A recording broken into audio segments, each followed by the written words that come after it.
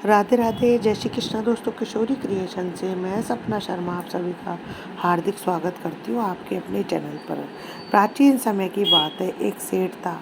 सेठ जो है बड़ा ही धनवान था। उसके पास हीरे जवाहरात, नौकर चाकर, महल दुमहला आदि किसी की भी कोई कमी नहीं थी। सेठ जो है अपना जीवन यापन बड़े ही अच्छे तरीके से कर रहा था, लेकिन सेठ का स्वभाव जो है घमंडी पड़ने का था। सेठ जो है नास्तिक भी था। वह तो यही कहता था कि उसे जो भी कुछ मिला है वह उसकी वजह से ही उसे मिला है। इसी कारण सेठ को जो है अच्छा जीवन जीने को मिला है। वह सेठ जो है बहुत ही घमंडी, अभिमानी, स्वयं को वह जो है परमात्मा मानता था। इस तरीके से वह अपने घर वालों को भी मजबूर करता था कि वह उसे ही जो है सर्वश्रेष्ठ समझ करके उसकी पूजा करें।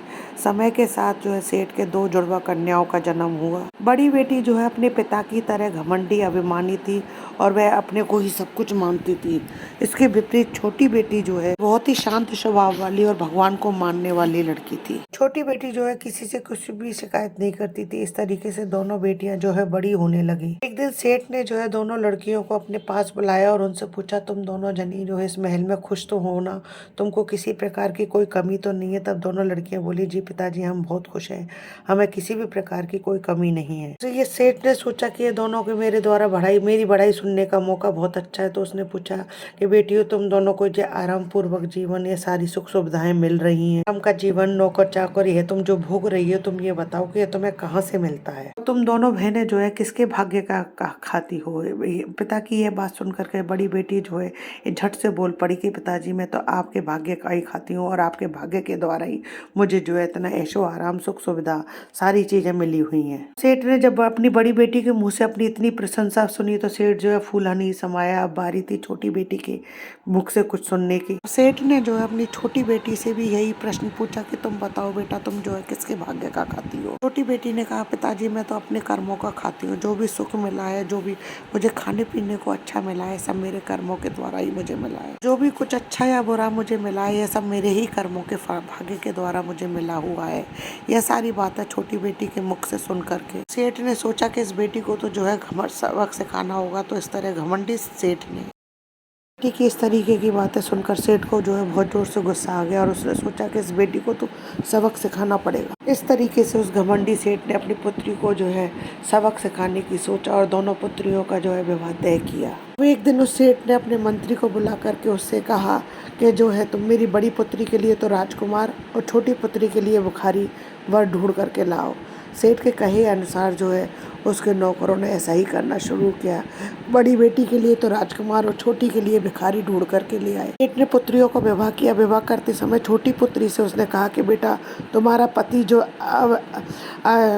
अस्वस्थ भी है और गरीब भी है। तो उसने छोटी बेटी ने कहा कि पिताजी, ये सब मेरे भाग्य का मेरी किस्मत का लेख है। तो बाप ने जो है बेटी को एक जोड़ी कपड़े में ही विदा किया। छोटी पुत्री के ऐसे व्यवहार के कारण सेठ ने जो है उसे जो है एक जोड़ी कपड़े में ही विदा किया और बड़ी पुत्री को सोना, चांदी, हीरे जवाहरात, नौकर चाकर, लाव लश्कर के साथ विदा किया। बेटियों को उसने विदा कर दिया। बड़ी बेटी और छोटी बेटी दोनों अपने अपने ससुराल पहुंच गई। बड़ी बेटी जो है स्वभाव से बहुत घमंडी थी। जब भी उसके घर में चींटियों का समूह निकलता तो वह उनको मार देती थी। विपरीत छोटी बेटी का स्वभाव जो है अत्यधिक सरल होने के कारण जब भी उसके घर में चींटियों का झुंड आता तो वह अपने भोजन में से आधा हिस्सा लेकर के और उसमें भी जो है बूरा मिला करके उन चींटियों को दे दिया करती थी। चींटियों को आटा दे करके उनके पास बैठ करके जो है कीड़ी नगरी की कहानी कहती।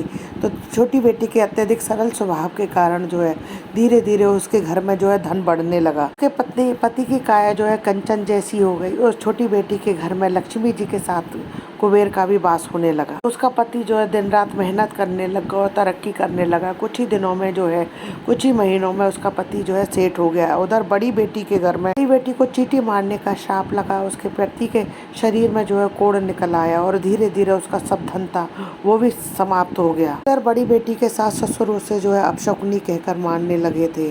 अब सेठ सोचने लगा कि अब तो छोटी बेटी को सबक मिल गया होगा, उसको भी समझ में आ गया होगा कि वो किसके किस्मत का खाती है। सोच रहा था कि छोटी बेटी जो है अपने हालातों से समझौता करेगी और मेरा गुणगान अवश्य करेगी। ऐसा सोच करके उसने अपने नौकरों को दोनों बेटियों को पियर में लेवाने के लिए भेजा। अब दोनों बेटियां जो है अपने अपने पियर आई।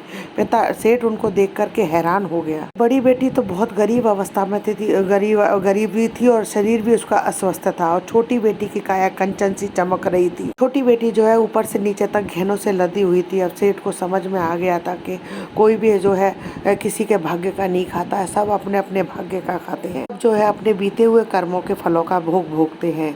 तो इस प्रकार सेठ ने जो है अपनी छोटी बेटी से माफी मांगी। दोस्तों, जब भी आप चींटियों का झुंड समूह देखें तो उसमें थोड़ा सा आटे में बूरा मिला करके उनके लिए अवश्य डालें या गुड़, आटे में गुड़ मिला करके डालें और हो सके तो कीड़ी नगरी की कहानी भी सुने। अगर आप ऐसा 7 दिनों तक लगातार करते हो तो माता लक्ष्मी के साथ में जो है आपके घर में कुबेर का वास भी होगा। जय श्री राधे। दोस्तों, यदि आपको मेरे कीड़ी नगरी की कहानी पसंद आए तो प्लीज़ मेरे वीडियो को ज़्यादा से ज़्यादा लाइक और शेयर कीजिए। यदि आपने अभी तक मेरे चैनल को सब्सक्राइब नहीं किया है तो उसे सब्सक्राइब करना ना भूलें। पास ही में बेल आइकन को दबाएं जिससे मेरे आने वाले हर नई वीडियो का नोटिफिकेशन आपको मिल जाए। हिंदू धर्म, रीत रिवाज, कथा कहानी जानने के लिए चैनल पर बने रहने के लिए बहुत बहुत धन्यवाद। जय श्री कृष्ण दोस्तों, राधे राधे।